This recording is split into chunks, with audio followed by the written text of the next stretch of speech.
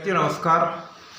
History by doctor Rajendra जे मान सिंह ऐतिहासिक अध्ययन की श्रृंखला में मैं डॉक्टर राजेंद्र राजपुरोहित आप सभी का हार्दिक स्वागत और अभिनंदन करता हूं। विद्यार्थियों, ऐतिहासिक अध्ययन और अनुसंधान की इस कक्षा में आज मैं आपसे बात करूंगा मध्यकालीन भारतीय इतिहास के एक महत्वपूर्ण सुल्तान फिरोज तुगलक के बारे में। विद्यार्थियों, इससे पहले की 2 कक्षाओं के अंतर्गत मैंने आपसे फिरोज तुगलक के जीवन के विविध पक्षों के बारे में बात की, उन परिस्थितियों के बारे में बात की जिसके तहत फिरोज दिल्ली का सुल्तान बना, और इसके साथ साथ मैंने फिरोज के आंतरिक सुधारों, कर व्यवस्था और कृषि संबंधी सुधारों का विवेचन किया था। अध्ययन की श्रृंखला के अंतर्गत मैंने आपसे बात करते हुए बताया कि किस प्रकार से सुल्तान फिरोज तुगलक ने राज्य की कृषि व्यवस्था को बेहतरीन करने के लिए एक बेहतरीन सिंचाई प्रणाली कायम की, और इस बेहतरीन सिंचाई प्रणाली के अंतर्गत उसने 5 बड़ी बड़ी नहरों का निर्माण कराया। विद्यार्थियों, ये इस प्रकार की नहरें थी जो 150 मील लंबी थी, 96 मील लंबी थी। इनमें से एक 150 मील लंबी नहर थी जो कि यमुना से निकलती थी, यमुना से हिसार तक जाती थी। एक थी यमुना से फिरोजाबाद तक जाती थी। एक हांसी की पहाड़ियों से सिरमौर की पहाड़ियों से लेकर हांसी तक जाती थी। तो ये कुल मिलाकर विद्यार्थी उसने 5 बड़ी बड़ी नहरों का निर्माण किया था। इसके अलावा 1200 फलों के बगीचे लगाए गए जिससे 1,80,000 टन की आय होती थी। इससे राज्य की आय में बढ़ोतरी हुई। विद्यार्थियों, उसी क्रम को आगे बढ़ाते हुए मैं आपसे बात करूंगा आज सुल्तान फिरोज तुगलक के कुछ और सुधारों के बारे में। विद्यार्थियों, सुधारों का विवेचन करें इससे पहले मैं आपको यह स्पष्ट कर दूं कि सुल्तान फिरोज तुगलक के ज़्यादातर सुधारों का फायदा केवल मुसलमानों के लिए था। विद्यार्थियों, उसने एक विभाग की स्थापना की थी जो दीवान एक खैरात कहलाता था। विद्यार्थियों, ये दीवान खैरात का प्रमुख काम था गरीब मुसलमानों के निर्धन कन्याओं के लिए विवाह की व्यवस्था करना। इसके तहत सुल्तान गरीब मुसलमानों की निर्धन कन्याओं के विवाह के लिए राज्य की तरफ से उनको आर्थिक सहायता देता था। इसके साथ साथ उसने एक दीवान सफा नामक विभाग की स्थापना की थी जिसके माध्यम से लोगों का मुफ्त में इलाज किया जाता था। इसके अलावा विद्यार्थियों, हम ये देखते हैं कि सुल्तान फिरोज तुगलक को साहित्य में काफ़ी रुचि थी। कला और स्थापत्य में तो उसको रुचि थी, जिसकी पुष्टि इस बात से होती है कि उसने 300 बड़े बड़े नगरों की स्थापना की, पुनर्निर्माण करवाया, मदरसों का निर्माण करवाया, पुराने टूटे हुए मदरसों की रिपेयरिंग करवाई। इसके अलावा उसने अलाई दरवाज़ा और सुल्तान गयासुद्दीन के मकबरे और कई अन्य पुरानी इमारतों को उसने सुधरवाया। तो इसी श्रृंखला के अंतर्गत मैं आपको ये भी बता दूं कि जहां उसकी स्थापत्य में रुचि थी, भवन निर्माण और नगर निर्माण में रुचि थी, वही दूसरी तरफ वह विद्वानों को भी अपने यहाँ पर आश्रय दिया करता था। विद्यार्थियों, उसके दरबार में 2 बड़े बड़े विद्वान बर्नी और अफीफ रहा करते थे, जियाउद्दीन बर्नी और शम्स सिराज अफीफ। विद्यार्थियों, बर्नी ने 2 महत्वपूर्ण ग्रंथ लिखे। एक तो था तवारीख फिरोजशाही और दूसरा था फतवाए जहादारी। और इसके अलावा शम्स सिराज अफीफ ने भी एक ग्रंथ लिखा था जिसका नाम था तवारीख फिरोजशाही। तो इन दोनों विद्वानों को फिरोज ने अपने यहाँ पर आश्रय दे रखा था। इसके अलावा फिरोज ने खुद अपनी आत्मकथा लिखी थी जो फतवाते फिरोजशाही के नाम से जाना जाता था। इसके अलावा ज्वालामुखी मंदिर जो था वहाँ के पुस्तकालय से 1300 संस्कृत की पुस्तकों को मंगाया गया और उनमें से कुछ पुस्तकों का उसने संस्कृत में अनुवाद कराया गया और अनुवाद कराकर उसका नाम उसने रखा दलाइल फिरोजशाही। विद्यार्थियों, ये दलाइल फिरोजशाही नाम का ग्रंथ एक ऐसा ग्रंथ था जिसके अंतर्गत नक्षत्र और दर्शन और ज्योतिष इन तमाम बातों के बारे में विवेचन किया गया था। इसके अलावा सुल्तान फिरोज तुगलक के बारे में हम कुछ और बातों को देखते हैं। कुछ बुनियादी बातें हमें और देखने को मिलती है कि वह पहला सुल्तान था जिसने कि बड़े पैमाने पर अपने सैनिक और असैनिक पदाधिकारियों को जागीरों का वितरण किया था वेतन के बदले में। और विद्यार्थियों, जागीरों के वितरण के मामले में सुल्तान इतना ज़्यादा उदार था कि जिस व्यक्ति को जागीर दी गई है, यदि वो व्यक्ति नहीं रहता तो उसकी विधवा, उसके पुत्र को, उसके विधवा पत्नी को, उसके दामाद को, यहाँ तक कि उसके गुलाम को भी वो जागीर दे दी जाती थी, भले ही वो व्यक्ति किसी भी रूप में राज्य की सेवा नहीं कर रहा हो। तो यह व्यवस्था एक प्रकार से उदार थी, लेकिन राज्य के लिए व्यवस्था काफ़ी घातक साबित हुई, क्योंकि इससे राज्य का सैनिक ढांचा पूरी तरीके से चरमरा गया।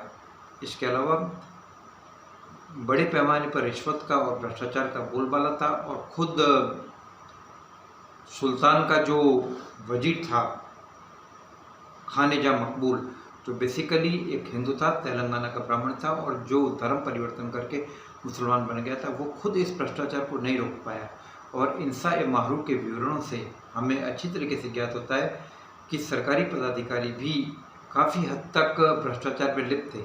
यद्यपि उनके भ्रष्टाचार का जो प्रभाव था आम नागरिकों पर नहीं था, बल्कि उनके भ्रष्टाचार का प्रभाव सरकारी खजाने पर था। और इसके अलावा जो जागीर व्यवस्था थी, ये विद्यार्थियों एक ऐसी व्यवस्था थी जिसके माध्यम से किसान के ऊपर बोझ बहुत ज़्यादा बढ़ गया। तो व्यवस्था चाहे जागीरदार को दी गई हो, या जागीर चाहे ठेके पे दी गई हो, तो जागीरदार और ठेकेदार ये सभी अपनी आय को ज़्यादा से ज़्यादा बढ़ाए रखने के लिए आगे से आगे इनको सबलेट कर देते थे, ठेके पर उठा दिया करते थे। तो इसका परिणाम ये होता था कि किसान के ऊपर लोड बहुत ज़्यादा बढ़ गया, और भ्रष्टाचार की स्थिति तो इस चरम सीमा तक पहुंच गई थी कि हमें इस प्रकार के विवरण मिलते हैं कि खुद सुल्तान ने अपने एक सैनिक को अपनी जेब से टंका इसलिए दिया, एक टंका इसलिए दिया ताकि वह उसे वेतन देने वाले क्लर्क को देकर अपना घोड़ा पारित करवाकर, अपना घोड़ा पास करवाकर अपना बिल ले ले। तो विद्यार्थियों, कल्पना आप आसानी से कर सकते हैं कि जब खुद सुल्तान अपने ही सैनिक को पैसे दे रहा है, टंका दे रहा है, ताकि वो संबंधित व्यक्ति को घूस के रूप में देकर अपना काम करवा ले, अपने घोड़े को पास करवा ले, अपना वेतन प्राप्त कर ले, तो आप ये मानकर चलिए कि व्यवस्था कितनी काफ़ी हद तक चरमरा गई थी। और आगे चलकर हम देखते हैं कि तुगलक वंश के पतन के लिए व्यवस्था काफ़ी हद तक जिम्मेदार हुई। इसके अलावा हम देखते हैं कि सुल्तान को एक शौक और था, और वो था गुलाम पालने का। विद्यार्थियों, सुल्तान की गुलाम पालने की रुचि, या जिसको कहे सनक, यह इस हद तक पहुंच गई थी कि सुल्तान के समय में उसके गुलामों की संख्या 1,80,000 तक पहुंच गई। एक पर्टिकुलर डिपार्टमेंट बनाया गया, दीवान या बंदगानी, एक खास, उसके लिए कई अधिकारी और कर्मचारी नियुक्त किए गए। और कहा जाता है कि सुल्तान अपने गुलामों से अपने पुत्र की तरह स्नेह करता था, और उसके लिए उसने किसी भी प्रकार की कमी नहीं रख रखी थी। परिणाम ये हुआ कि ये गुलाम काफ़ी हद तक सत्ता के अधिकांश क्षेत्रों में हावी हो गए, और सुल्तान की मृत्यु के पश्चात इन्हीं गुलामों ने सुल्तान के बेटों के लिए काफ़ी दिक्कतें पैदा की। तो विद्यार्थियों, ये तो थे सुल्तान के कुछ सुधार जो उसने अपनी तरफ से लागू किए, लेकिन उनमें कुछ कमियां थी जिसका मैंने बात की। आइए विद्यार्थियों, मैं आपसे बात करता हूँ सुल्तान फिरोज तुगलक की धार्मिक नीति के बारे में। विद्यार्थियों, सुल्तान फिरोज तुगलक की धार्मिक नीति काफ़ी कठोर और काफ़ी कट्टर थी, और वह खुद अपनी आत्मकथा फतुहात फिरोज शाही में लिखता है कि जो कोई भी व्यक्ति पैगंबर के धर्म को स्वीकार कर लेगा, जो मुसलमान बन जाएगा, जो हिंदू मुसलमान बन जाएगा, उसे जजिया कर से मुक्त कर दिया जाएगा।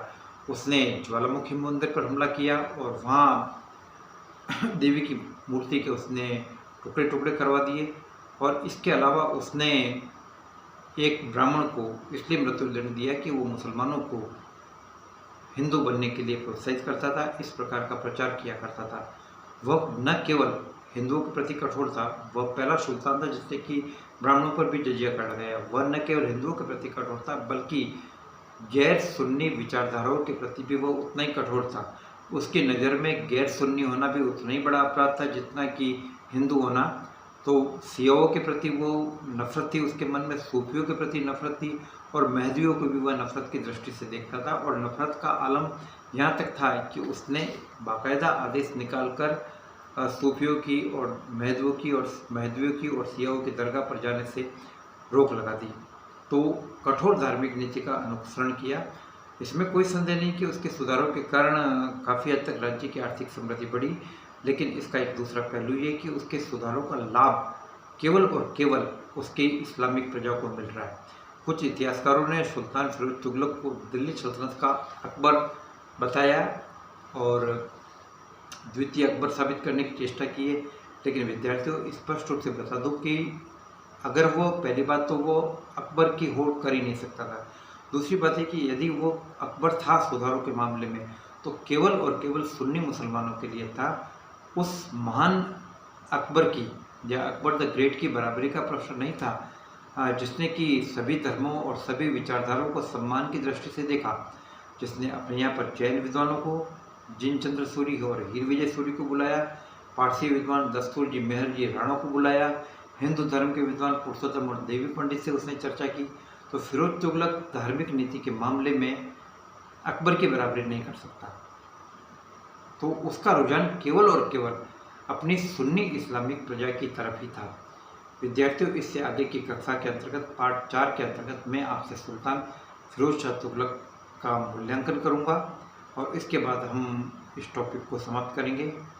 तब तक आपको किसी भी प्रकार की कोई जिज्ञासा और प्रश्न हो तो आप मेरे से 9928482295 पर संपर्क कर सकते हैं। जय भारत, जय हिंद।